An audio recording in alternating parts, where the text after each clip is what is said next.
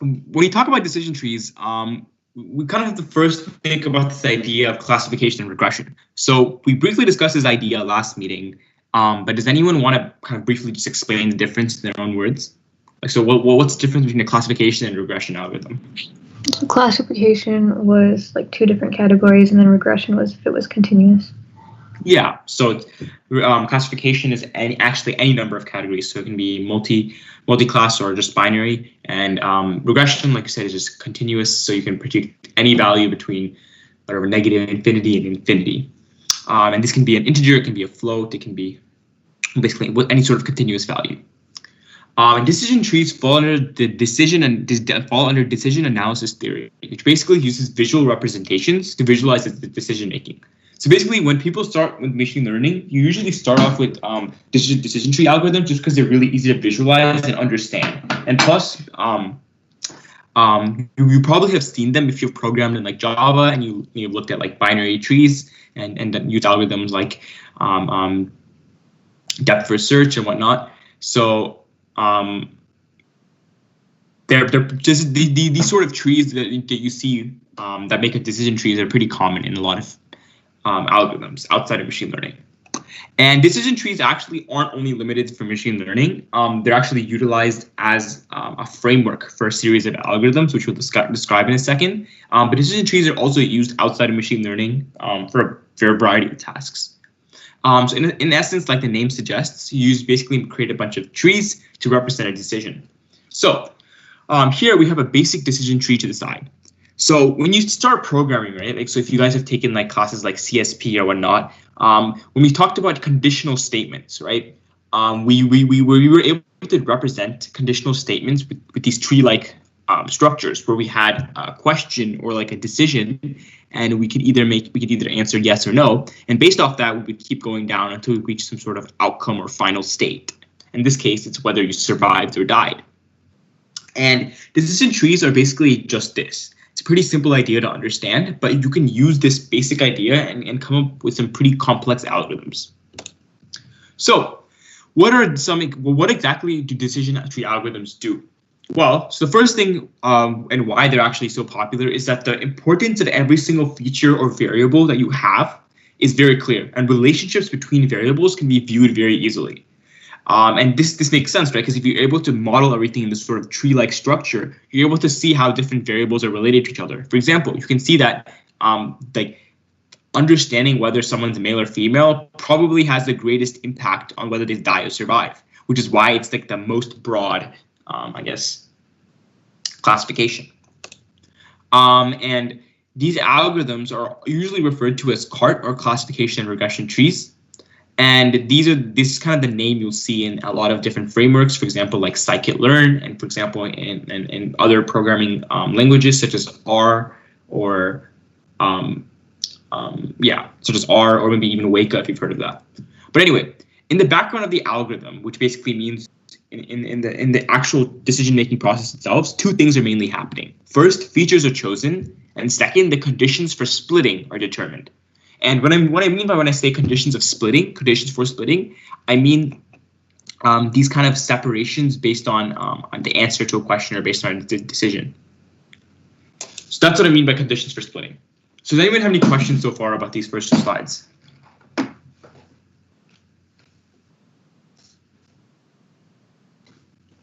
Nope. Wait, let me check the chat to make sure. No questions? All right, good. Okay, move on.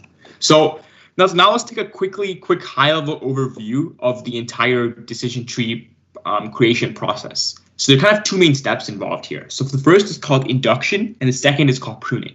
So induction basically involves the building of the tree based on our decision boundaries, or the splits that we just talked about. And pruning involves removing unnecessary sections of the tree to reduce complexity and increase interpretability. And basically this means preventing overfitting. And I'll talk about what this word right here, overfitting, means in a second, but just ignore that for right now. So just remember that induction is the actual building of the tree, and pruning involves kind of optimizing the tree. You can basically think of that, like, so removing unnecessary sections. So like if you guys know what gardeners do, they kind of trim your bushes, right? They kind of help shape the tree, shape trees to grow in a specific pattern. So you're able to use pruning as a technique to do that. In a similar way, in machine learning, you use pruning as a methodology in order to basically optimize your tree. And we'll talk about what specifically optimization of a decision tree looks like in a second. So the steps of induction. So the first thing you do is you begin with your training data set, which obviously will have some sort of feature variables and some classification or regression output. So can I draw? Can I see maybe pointer? Oh, I can't draw. So,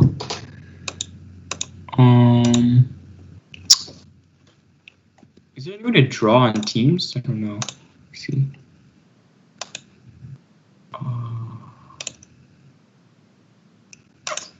Okay, unfortunately, I don't think so. Maybe you have to use Paint again. But can you guys still see? I don't think you guys can see my screen anymore. Let me unshare and reshare. Okay. So, what I was trying to draw is, if you guys remember, well, the example we used last time, right? We had this data set that had maybe like 2,000 rows or 2,000 observations, and it has maybe like 3 or 4 columns, so 2,000 by 3 matrix, right? So we have these 3 columns. We have 2,000 observations, and say let's see the 3 columns represent the age. I don't know. Citizenship,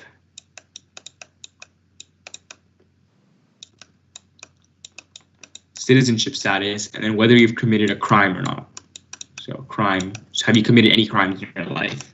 And then the kind of dependent variable or the label is if you paid your taxes or not, right? So taxes. So this is something like the IRS might use, right? Trying to figure out if someone likely paid their taxes or not, right? Because the IRS gets tax filings from 200 to 300 million people every year, right?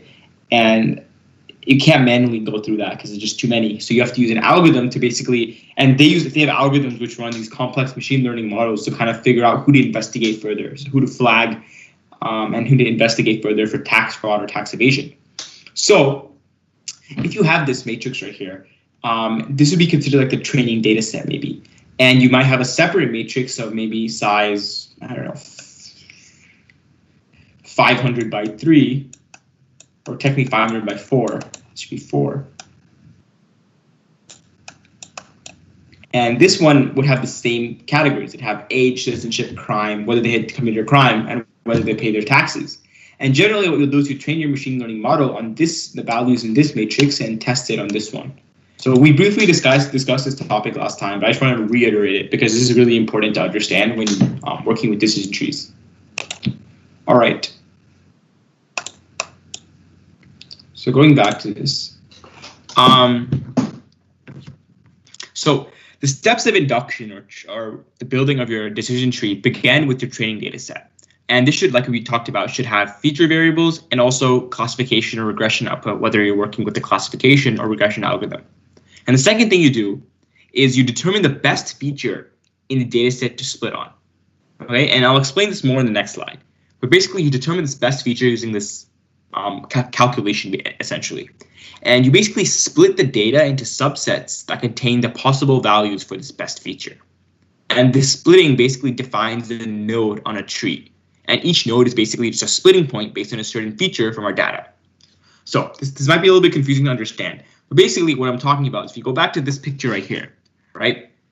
When you're constructing a decision tree, the first step is to identify what variable is very important. So when you run your decision tree algorithm, you realize that the sex of the person mattered a lot, right? So and if they're male, they have a really high chance to survive. Let's say that's what the data says, and the decision tree algorithm picks up on that.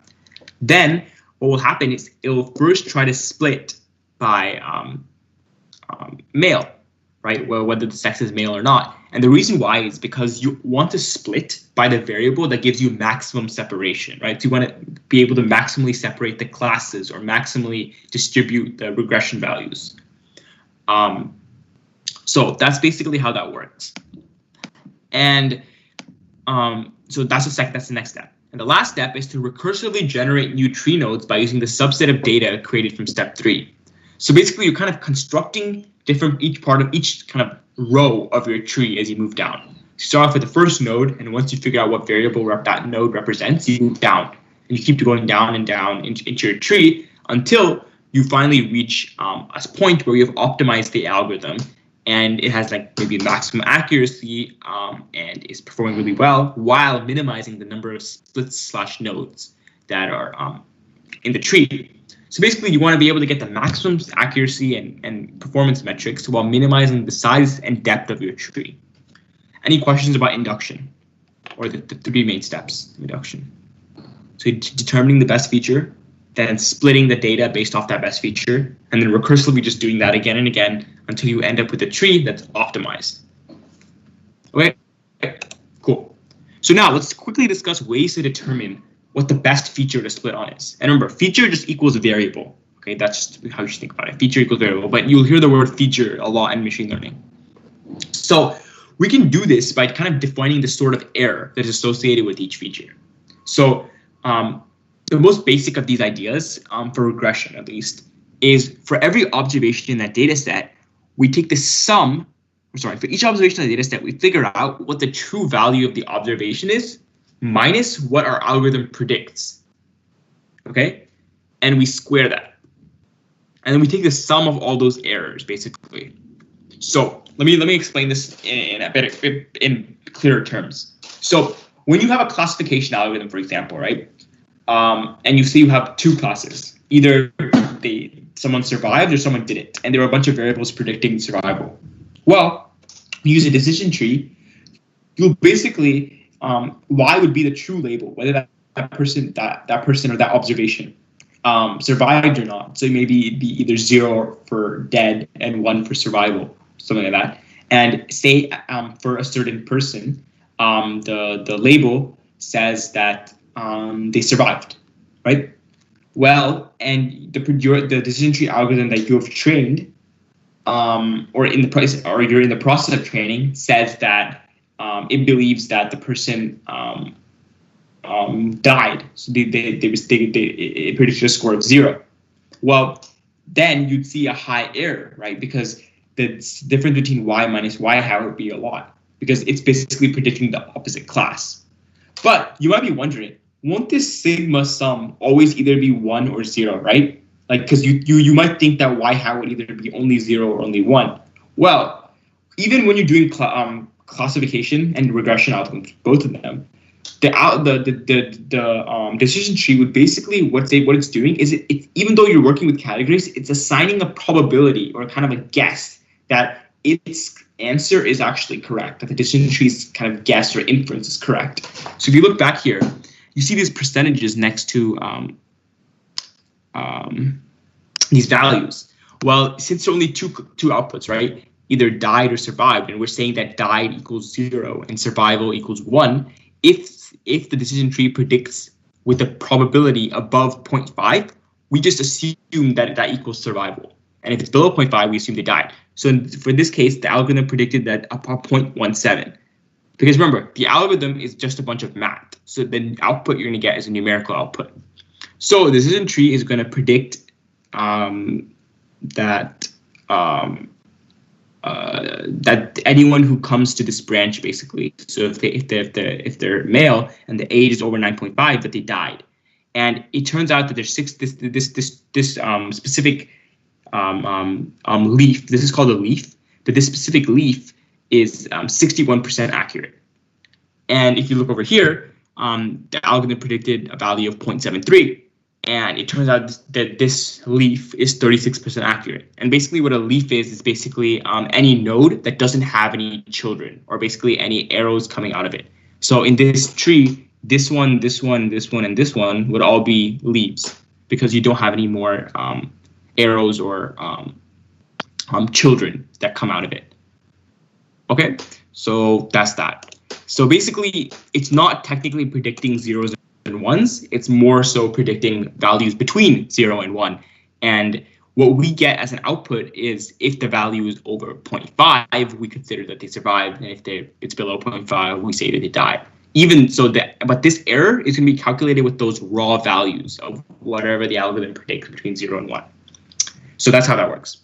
And for classification, we would have a slightly different thing. So for regression, we use that y-hat value, which is that numerical value produced by the regression algorithm. So remember, the regression algorithm is going to produce a numerical output. But for the classification algorithm, it's not going to produce a numerical output, right? So it's going to be between a few classes. So for that, what we use is we use a different function. You can still use this function that we give at the top, but a lot of times you use this function here. So this one at the top right here, there's a specific name for it, but I'm not going to tell you the names right now. We'll discuss this in a second. You can use this function also for classification, but it's mostly used just for regression algorithms. But this one at the bottom is only used for classification. So this is the sum of all observations, and for each observation, you're looking at the proportion of those observations of that are a particular class at a particular node. So you basically these entropy values or error values are calculated per node in your tree. So you're basically trying to figure out which of these produces the greatest error, right? Because if you're producing a really high error, that means that the current split you have or the current feature that you're trying to split on isn't going to be that good. So in essence, you're trying to maximize the kind of information gain or the amount of learning that occurs from each split. So you basically want to have the sort of best cost or lowest kind of error associated with that split, right? Because the higher your error is, the kind of more different the predictions are from the actual labels and what the true answer is. So we want to be able to make these splits so that we separate so we want to make these splits so that the error for each of those nodes is minimized. All right, does anyone have any questions on the ways to determine the best feature split? By the way, we'll implement all these algorithms and look into how this actually works in a second. This is just theory for now. We're going to have a section on implementation today. Any questions on this? No questions?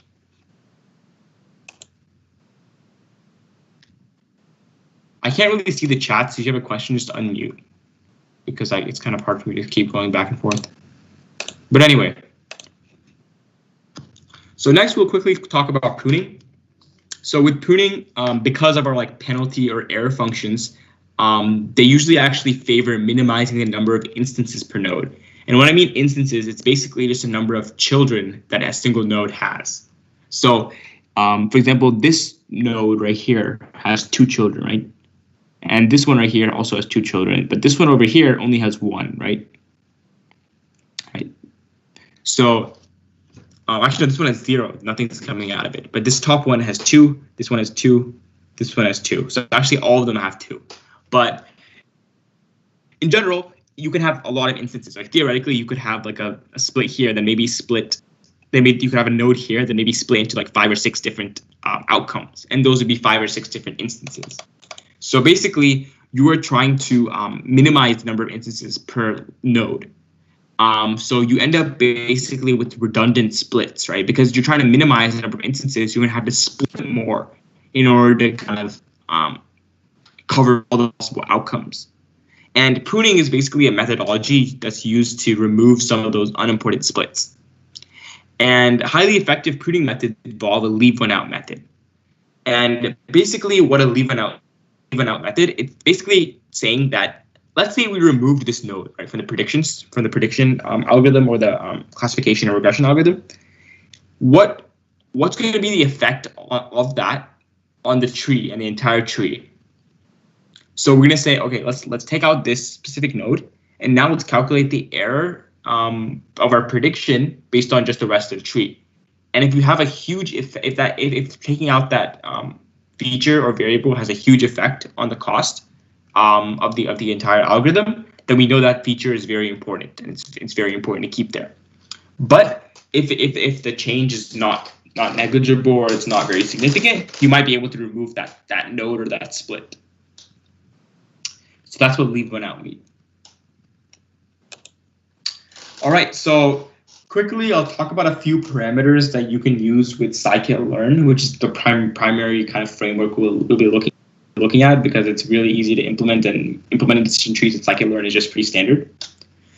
So there are many decision tree parameters you can kind of alter using scikit-learn.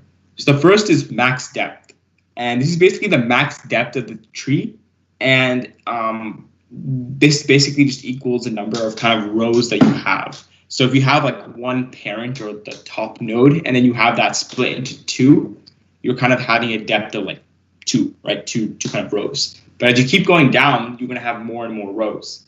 So increasing can cause overfitting, and decreasing can lead to decreasing accuracy. So now I think it's a good time to talk about overfitting just briefly. We'll go over overfitting a lot more in a few weeks, but right now the kind of idea of overfitting is that because we have a separate training data set from a testing data set, if there's some sort of bias or some sort of if the training data set isn't truly representative of the entire population, which is usually true, right? Because you usually don't have such great amounts of data to generalize the whole population just for the training data set, then you basically end up with overfitting, where your algorithm heavily favors whatever relationships it found in the training data, some of which may not be true of the actual population or of the testing data set. So overfitting basically leads to bad results in the testing data set. And the second parameter is the minimum sample split. So this is the minimum sample data split at a node.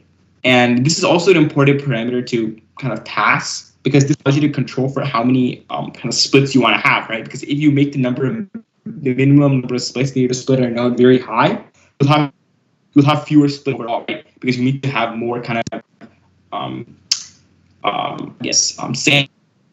samples at each node.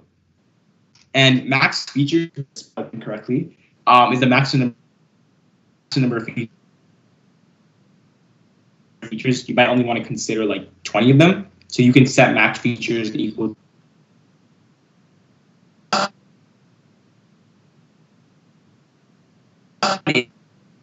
impure, which only split if it's impure that's been passed. So you're basically saying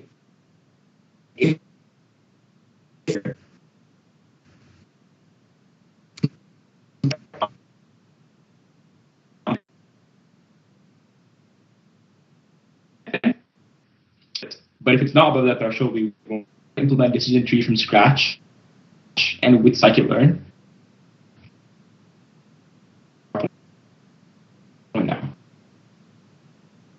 To practically apply decision trees.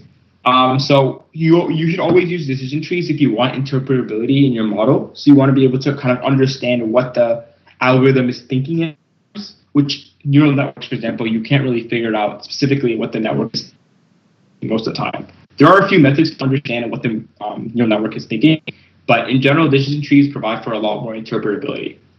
Second, little data preparation is needed. So you usually don't have to do a whole lot of pre-processing or work that you don't have to really modify the data too much. And the last thing is that the inference speed is logarithmic with regards to the number of data observations. So this is a little bit more confusing of a point. Basically, it's what this is saying is that if you have a lot of observations, so if you're working with a large amount of data, the speed of prediction is actually not going to get that much slower. So it's a pretty scalable kind of algorithm, which is pretty good. Cons, it can overfit easily, which means that because the training data set, because decision trees are so reliant on the training data set, when it moves to an independent testing set, it likely will perform a lot worse just because it's overfit a little bit onto the decision tree that you created. So there are a few methods to combat this, including dimensionality reduction, which we'll talk about, I think, 2 weeks from now, or not 2 weeks, but 2 classes from now. And last thing is balancing classes. This just means like having enough data of all the possible categorical outputs, or if you're working with regression, numerical ranges. Because because decision trees are easily biased by whatever they see in the training data set. So if you have a biased training data set, then the decision tree will likely not perform really well on an independent testing set. Right. Any questions? So that's all we have, all I have at least, in terms of theory. Sam, do you have anything to add?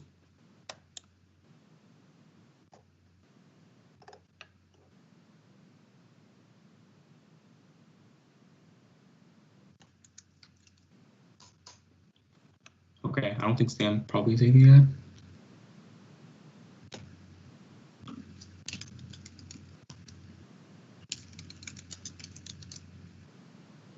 Okay, I guess he doesn't. But anyway, now we will move on to the actual kind of implementation side of things. So, yeah. Give me a second, let's see. So, let's first start off with the manual decision tree right now.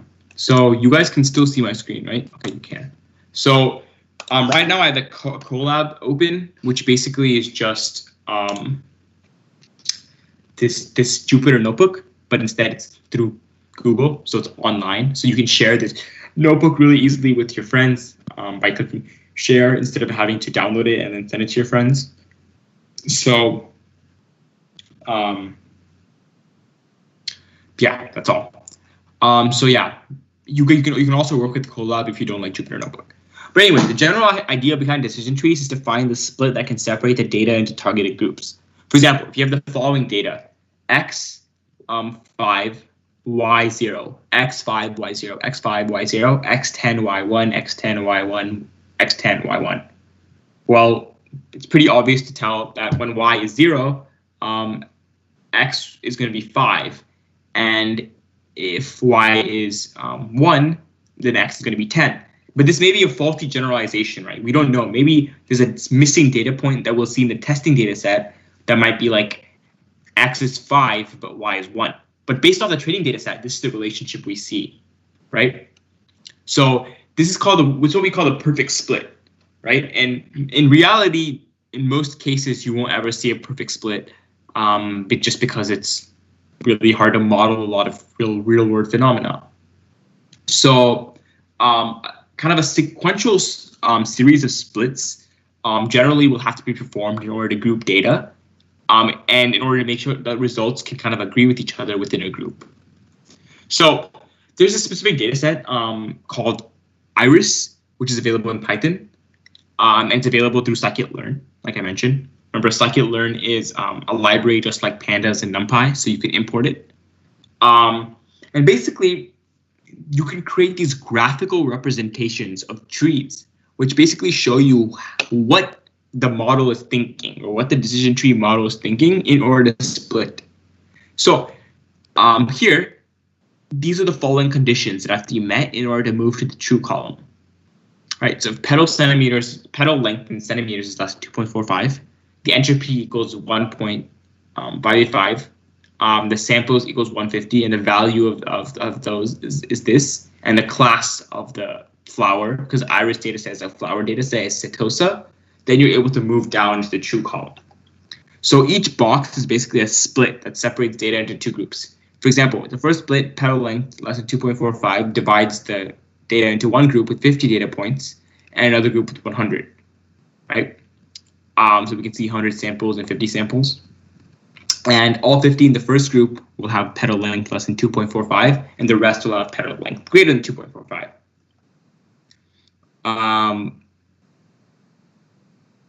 Yeah, so how do we make these splits? So as you notice in the visualization, the key of the decision tree algorithm is to make a bunch of splits. And in general, you want to make sure that each split is as pure as possible.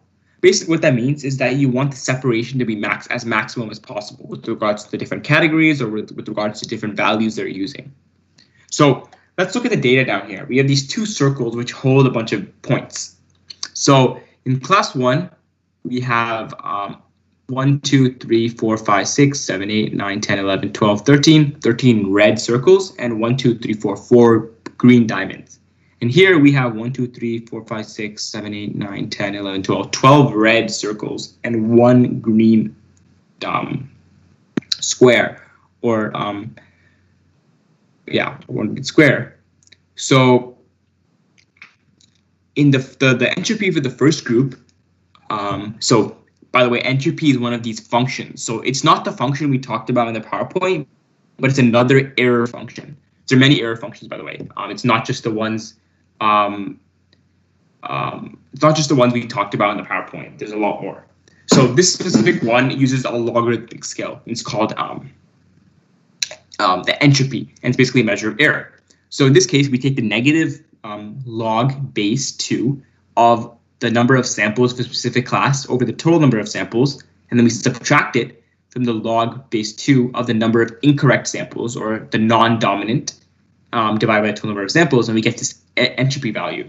So we get that it's 0.787. And remember, we want the entropy to be as close, or entropy or error to be as close to 0 as possible.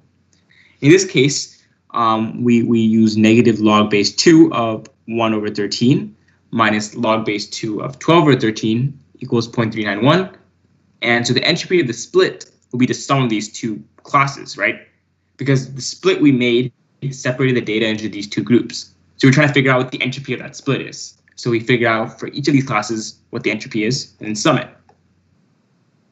And over here, we have a similar question where we have 24 data points in class 1 and 6 diamonds in class, or 5 diamonds, sorry, no, 6 diamonds in class 2. And we would do the same thing. We would say that we would figure out what the entropy is by basically taking a weighted average of the number of data points in each class and how accurate that prediction is. So with class 1, we have 24 data points, and we have 6 in class 2. So we do 24 divided by 30 times the negative log base 2 of the number of reds, which are all of them are red. And then we wouldn't subtract anything, right, because there's no greens. And we do the same thing with the green. So 6 out of the 30 times negative log base 2 of 6 over 6. And if you guys know anything about logs, you know that if you're taking the log base something of 1, the answer would just be 0. So these two values would just become 0, and you'd end up with about total entropy of 0. And if that happens, that means you're doing really good and you have a perfect split. So entropy, like I said, is just a measure of pureness, or how good that split is at separating the outcomes or the classes. And it's really not hard to implement the entropy calculation after we understand how it works. So here are the steps that we took. So first thing is we import math, and then we define this entropy function. So the entropy function is basically going to do what we saw up here, right? The same math we saw up here. We're going to take two values, right, which are the class and the total number of samples. So C is class, N is total number of samples. And then we basically return the exact calculation we saw here. So this is equivalent to basically to what you see right here on this left side of the equation. So that's the math we do. And the entropy calculation down here, the second function, is basically figuring out the entropy of either the both classes or both counts in this case. So in this case, we are basically going to do this math, like I said, for each of the two resulting classes that we found by that split we made. So that's the second function that we defined. The third function is basically returning the entropy of a divided group of data. And this is basically just looking at all the different classes and getting the entropy. So in this case, we're kind of testing the total entropy that is produced by the different classes and by this division. And lastly, we basically take the entropy of the sum of these two big circles that are combined, and that's the total entropy. So we defined a lot of functions here just to make everything clear, but in actuality, you could have done this all in one function. But as you can see, each of these functions calls each other, right? So like entropy of one division calls entropy cal, and entropy cal calls entropy func. They kind of build on top of each other. But of course, you could have just defined all of them in one function. So let's run this cell.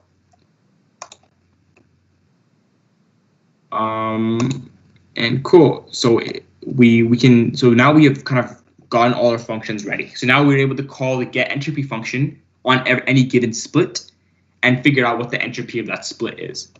So let's start making a decision tree. So we'll define a class for the decision tree, and then this init is kind of like what you guys will think of as like a what is the word again? Constructor in Java, which is basically where you're able to specify specific properties about the decision tree classifier object. Just like in how Java you can have object-oriented programming, same thing in Python.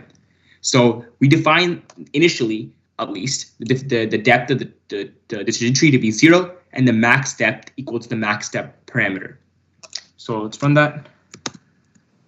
And now let's kind of define how a split will be done. So first thing we'll do is we will kind of define a pre-done value of the minimum entropy, which is outrageously going to be high. It's going to be very high. You won't ever see anything that's the entropy value going to be. You won't ever see an entropy value this high. So we first define a or kind of a baseline entropy value, and then we basically go through and try to figure out what's going on here. So we basically go through each value in the set of columns that we have. And remember, this is a function. And we basically will separate the prediction into two groups based on whether the value in the column is greater than the specified value. And if it is, then that's what we're going to predict. And next, we get the entropy of that split. And we then check if it's the best split that we've had so far. And if it is, then we reset minimum entropy to the entropy value we just calculated, and then we reset the cutoff equal to the value that we created, or the value that we defined. And we keep doing this until we get the best split. So this is kind of how we do the best split of a single column. But iterating through the values of a column and choosing the threshold that is the minimum entropy is kind of very specific to a single column. In order to get the best split kind of overall, we have to go through each feature / column and check whether we have the best split from there too. So now we kind of have two dimensions to this. We first have the dimension of looking at every single column and then figuring out the best split from that column. And then we figure out and then after looking at the best split from that column, we can kind of compare the different splits from the different columns to figure out which is the best feature. So it's kind of like two layers to this. So now that we have the actual math done, let's start working on the decision tree. So we can basically define the decision tree using recursion, and we can basically recursively generate these trees and figure out the best splits by repeatedly calling the find best split function. So first thing is the base case, which is where the tree will just stop at the level that it's previously defined as. And the second base case, if there's no data at all. So there's no data at all, then we'd also return none. The third base case is that all the different labels or Ys are the same in every group. And the fourth base case is that the maximum depth, which we define when we define the decision tree classifier object, has been reached. So if none of these base case conditions are true, we basically can recursively generate trees. And essentially, this is similar to what we saw kind of using these functions. So we first call this top level function, and then we figure out whether that value is above or below the cutoff that's defined by that node. So for example, if maybe the question is your age greater than 10, right? So if it's greater than 10, then it's going to be right-hand side data. And if it's less than 10, it's going to be left-hand side data. And we basically can do this, right, for every column. And that's what we're basically doing here. This part right here is doing this for every column. And next, what we do is we kind of define this dictionary to save the information of every column and its cutoff value. And we can continue to do this by then calling a recursive function to generate a new tree from the left-hand side data and also from the right-hand side data. So we basically are kind of exponentially increasing the number of instances or outcomes that we have. So we start with 1, then we split, get 2, then we split again, and we keep going like that. So together, we run this, and together we end up with this total decision tree classifier class. And then after this, we can fit training data. So now we will basically be able to load this data set. So like I said, this iris data set is from online. So the sklearn.datasets import will already have it. And so we load this data set in. We figure out, you generally, when you do this, you actually have to manually split the data. And you would use a specific function for that, which we'll talk about. It's called the train test splits function. But in general, if you're using a data set that's already loaded in, for example, like iris, you can just say x equals iris.data to get only, this would only get you the variables or the features, and then y, and then iris.target would just get you the label or the y value, so only the label. And then now we will define this decision tree classifier with a max depth of 7, and then we'll fit it using this fit function we defined, and we can print it out to see what decision tree thinks. So it's going to take a little bit of time, but it runs through and define, and basically these are kind of the parameters it defines. So if you look up here, that you can see this kind of layering of functions. So this basically just indicates the kind of different rows or the different layers in the depth of the decision tree. And this is kind of hard to read here, but if you compare the results from what we found in the initial image up here, you'll see that these actually match up exactly. So these two produce the same result. So the entropy function that we used and the kind of native code we wrote right here, so all this code that we wrote down here, it's basically producing the same output as the decision tree classifier that was given to us by the sklearn or scikit-learn library. So this is kind of just a sanity check to make sure that what we're doing is exactly what the scikit-learn library is implementing. So now let's quickly just predict our results based off our decision tree. So here, you guys can come look at this code in more detail later, but essentially what I'm doing is just looking at the total going through each row in the test data and then making a prediction by using this get prediction function. And basically what this get prediction function is going to do is going to take the tree we built in training and then basically just find all the leaf nodes, which are basically the end nodes in the decision tree. And once we get to the leaf node, then we will just get the value at that leaf node. Because remember, the values of those leaf nodes will be a probability between 0 and 1. And if it's like a binary classification scheme, then if it's above 0.5, you'll predict the value that's at 1. If it's below 0.5, you'll predict the value at 0. And you can keep doing something like that. So yeah, that's kind of all we had for this first notebook. So this is kind of implementing a decision tree from scratch. So now let's quickly look at implementing decision tree using random forest, the random forest classifier. So does anyone have any questions, by the way, of what's going on? Any questions?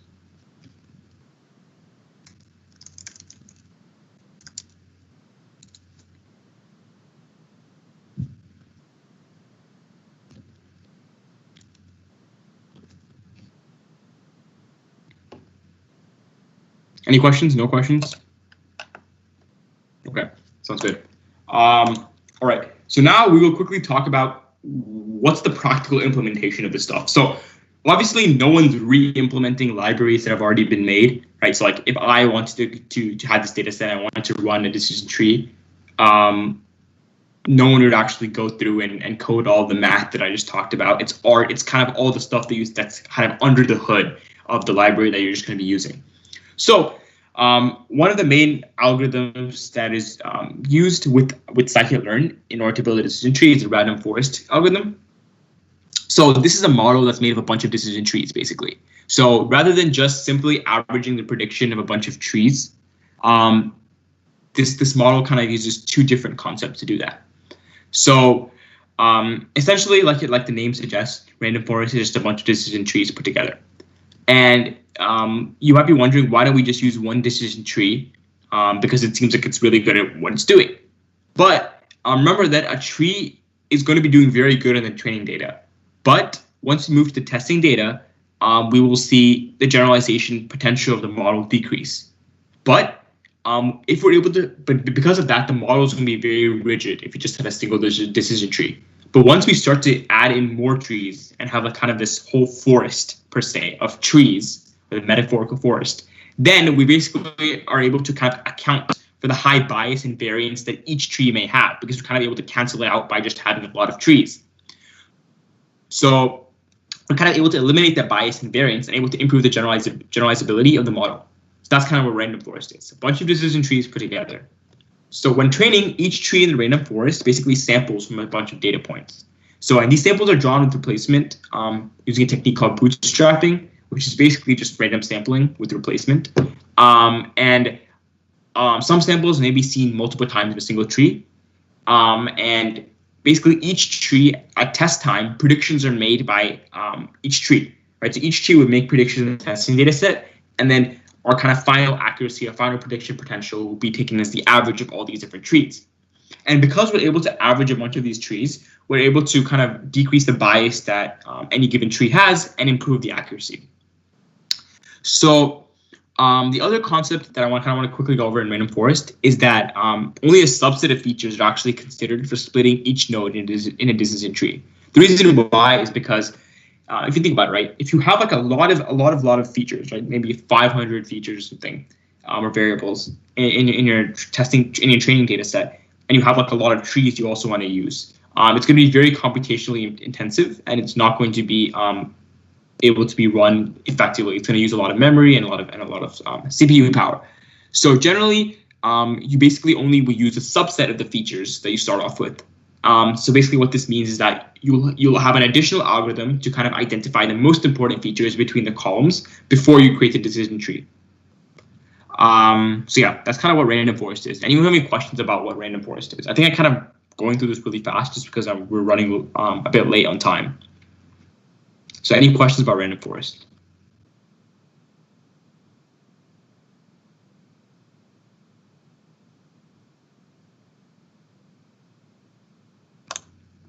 No questions? Okay, cool. So now we'll go into the implementation, which is what everyone obviously cares about. No one cares about this theory stuff. But anyway, so we'll build a random forest in Python using scikit-learn. And instead of learning kind of a basic or simple problem as we saw in our previous example, we'll use a real-world data set and split that into a testing/training set, and then we'll figure out how good the model is doing. So the following data set is from the CDC and includes socioeconomic and lifestyle indicators for hundreds of thousands of individuals. So this is a huge data set, and it's basically used to predict the overall health of an individual or give a rating to the individual, either 0 for poor health or 1 for good/decent health. And we'll limit the data set to only 100,000 individuals just to kind of limit the amount of time we'll spend training. So first thing, which you might do is you look at the data itself. And I've already done that for you guys, so I'll just let you know that the data is actually very imbalanced, which basically means that there's more of one label or predictor than the other. So there might be more people who have poor health than good health, or good health than poor health. And so for assessing performance, we will use a few other metrics other than accuracy. And right now, just believe in me when I say that accuracy is not the best metric to use when you have an unbalanced data set. But I think maybe about 4 weeks from now or 4 classes from now, we'll talk about the different performance metrics and what they actually mean. Because understanding these different metrics is a little bit complicated. So just ignore them right now, but just trust me when I say that we're going to use other metrics instead of accuracy. So first thing we do is we read in this data. So we read it in as a CSV, and we sample only 100,000. And of course, we set the random state to the seed. And essentially what this does is just makes it so that if you ever want to come back and run this data, we'll get consistent results. So setting random state equal to specific value just means that when we come back and run this data set, that the same kind of sampling will occur, like the same specific rows will be sampled. So we take the head of that and get the first 5 people or 5 observations, and then we have these huge number of features, right? We have 330 columns, each of them represents something, and there are a bunch of abbreviations, which I'm not even sure of. But in generally, when you're working with real world data, you'll actually want to you'd want to take the time to go look at what these different features mean, just because when you're applying machine learning to stuff to fields outside of pure CS, you want to have like an understanding of like what the importance of specific features is in the context of the question you're trying to answer. Because, for example, if you're trying to diagnose, I don't know, like someone who has high blood pressure, you wouldn't want to be looking for indicators of like something that's completely unrelated, right? So you want to be able to make sure your question and the variables you're using to answer the question are very narrow and specific. So next we select the data types that are numerical, so not numerical data types, using the select underscore dtypes function. And now we look at label distribution. And like I said, there's a lot more healthy people than sick people, which makes sense. And we do that by basically replacing the data. So we look at this column. Apparently, this column is the kind of label column, and we basically look at the label column and kind of rename it to label, so it makes sense. And then we count the values in it, and we see that it's kind of biased towards healthy people. And now we drop values that have missing values. So I think I briefly talked about imputation a few weeks back, but in general, with missing values, you can usually impute them. But in this case, I don't want to do that because it's extra work. So we'll just drop all the columns that have missing values, which are poor health, physical health, and etc. But in general, what you can do to check if something has what you can do in order to check if something has missing values is just do something like df is null, and then enter, and then you'll see the number of kind of null values per column. If you want to sum the number of that, you can just sum that. But that's something you can do. Next, let's get into the actual like training and testing part now. So what we'll do is we'll use sklearn like I was talking about and we'll use the random forest classifier from scikit-learn. So from scikit-learn.model selection, we'll import the train test split, which I was talking about earlier. Then we'll grab all the labels by using df.pop. So we'll pop the labels from the data frame and make them into an array format, just so it's easier to use. Then we'll say 30% of the examples in the test data set and make 70% in the training. And let's test now. So basically what we'll have here, the output of this function right here, is we will get the training data set, the testing data set, then the training labels and the testing labels. So this is basically equal to like the X training, the X testing. This is the Y training and the Y testing. And just know that the train test split function always returns 4 kind of matrices / arrays. And so you should always pass 4 different names equal to it separated by commas. Because remember, this is similar to what we saw with unpacking a tuple in like the second week. Anyway, so we're running a bit low on time, so I'll kind of just speed through this. So first thing we do is we fill in any missing values for any rows. So earlier we threw out any columns that had issues, but now we just fill in any missing rows that have issues by using the mean of each of the columns. And then we grab the list of the training columns. And now all we have to do to define the random forest classifier is just pass literally 2 parameters, the number of estimators and the max number of features. You can also specify these other random parameters and jobs and verbose. Number of jobs is basically if you're running this huge data set and you want to use like a number of CPUs, then you can specify. -1 just means use all available CPUs. And yeah, so Google Colab probably only gives you like 2 or something, which is why you only could use 2 workers. But anyway, you split the data, you run it, and it took about 30 seconds apparently. You now have a trained random forest classifier on the data, the training data. So all it literally was 2 lines of code. It's not a lot in terms of coding, but the theoretical kind of knowledge needed to understand what's going in the background is a lot. But anyways, we specify the number of estimators. And number of estimators is basically just like sort of like how many I don't know how to describe this, but like kind of how many tasks are being used in the creation of the decision tree. And we'll have 100 trees based off that. That's what estimators means. So yeah, and then here, now that we have a fully trained model, we will go down here and we'll basically figure out how many nodes are there on average in each tree and the maximum depth. So remember, each individual tree in the 100 will have its own depth and own number of nodes. So we will basically look at the average number of nodes in depth. So on average, we have 13,396 nodes. So it's a pretty complex tree. And on average, the depth is 46, which means we kind of have 46 rows. And with each decision tree, having a lot of nodes and being extremely deep, we might have a few of them overfitting to a particular subset in the data. But because we have so many trees, like 100 of them, it kind of balances out because we have so many of them. So now we do a quick prediction. So we predict the training. We predict we take the predictions in the training set. And this obviously will be a very high value because this is data that the model has already seen. And then now we'll take the predictions on the testing data set, and we'll have two different predictions. So first we'll have a raw prediction, which is basically just a class. And then we'll also have a prediction with the specific like numerical probability, so between 0 and 1. So we'll grab both of those for future reference. Reason why is because some of the metrics we want to calculate will be based on the raw values, and others will be based on the rounded or class value that is assigned.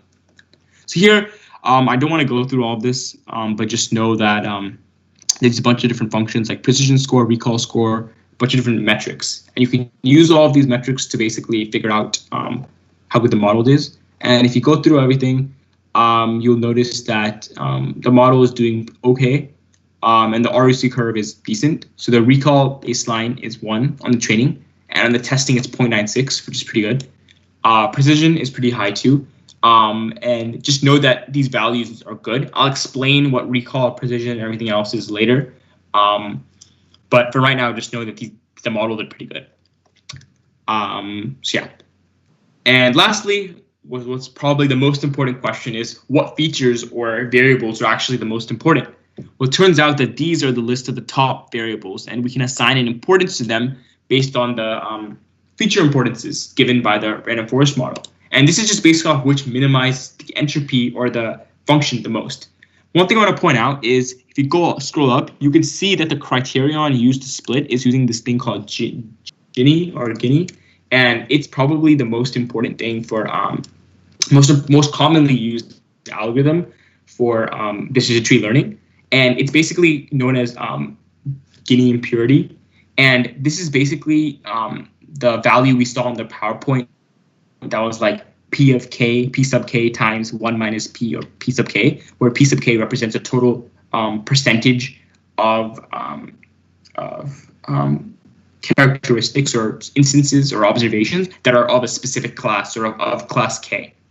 So so it's one of the algorithms that is on the PowerPoint, and it's called the Gini algorithm. I don't know how you say that, but that's all. So in essence, in this notebook, we kind of made a random forest model, and we looked into how those work and what they can do. And we saw that we learned about decision trees, and we learned about how to put decision trees together to create random forest models. And as you might know, these models are easy to interpret and easy to work with. But the good thing is that that's the upside to them. The downside is that most of the time these models can overfit, and they usually don't actually always produce the best accuracy. So depending on the task and the problem, you might want to use decision trees or you might not want to. So that's all for now. You guys don't have any homework over the break. But we will release like an optional sort of like problem. I don't say problem set, but optional lab regarding decision trees over winter break. So probably around Christmas time is when we'll probably release it, and you guys can work on it until we get back. But we'll upload all the resources that we talked about today to the Google Drive. And yeah, does anyone have any questions? Thanks for the lesson. Yep, yeah. If you have any questions,